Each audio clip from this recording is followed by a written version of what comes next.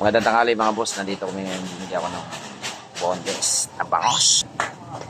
Si Bangus Girl, kilala mo ba si Bangus Girl? Yan. Ikaw yung Bangus Girl the second. Babansagan kitang Bangus Girl the second. Yan mga boss, Bisaya, mga boss, Bisaya. Asa ka matapit sa Bisaya, day? Oy, taga Southern Leyte. Yan, shoutout sa mga taga Southern Leyte. Ano salita doon, Waray? Bisaya. Bisaya, Cebuano. Bisaya, Cebuano. Kapitbahay ko si Kon din taga Leyte din, Cebuano din ang salita.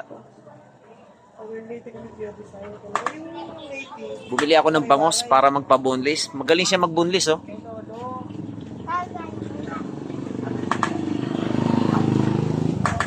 Okay ra, ipapost ko sa kon ko sa vlog ko, ha. Okay ra? Boss Dave. Boss Dave. Follow mo ko sa page ko, Boss Dave.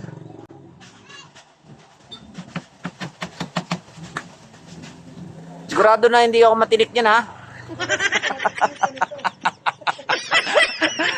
Pambihira yan, boneless na nga, matitinik ka pa. 100% na simot talaga yung tinik niyan pag ikaw nag-boneless. Sure na sure? Baka may nagtagong. Dili sure, oh. Dili 100% na. Kasi yung mga tinig na alam ko sa akin. Ito lang naman yung mga tinig. Dahil matanong ko lang, bakit ang isda iniilawan? No. Bakit sa palengke dilaw ang gamit? Pang-diet yun eh. Ah? Puti lang. Puti lang dapat. Para walang daya, no? Kayaan yun eh.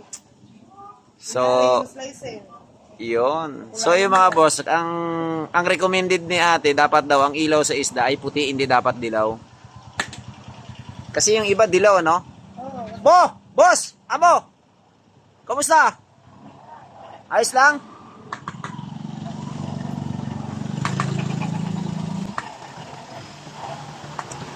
Bangus Girl the second. From Leyte. Wow, Southern Leyte. Grabe, ang bilis niya ating mag-boneless ng bangus mga boss. Oh. Ayan, parang as in, parang inaaral niya na talaga ito. Ay oo, naalala ko pala yung walis, no? Bibili pala ko walis. Nakita ko yung walis. Bibili nga ako walis.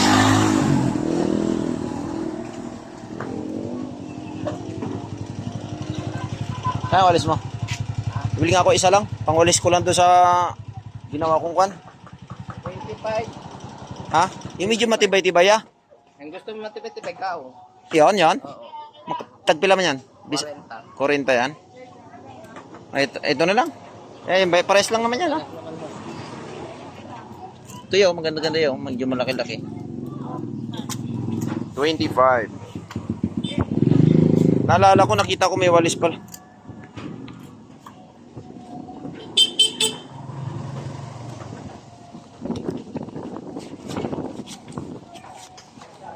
Yo. Nawala kasi yung walis ko ya. Hiniram yata ng kapitbahay ba? Hindi na binalik. Na. Problema talaga siya nang hiram. Hindi na marunong magsauli.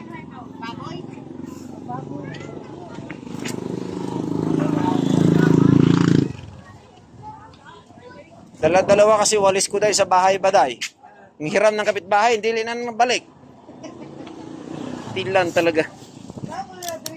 Grabe talaga yung manghiram ba? Kung manghiram. Ha? Ambot lang. Pati pa rin dito sa Laguna ata, Manila.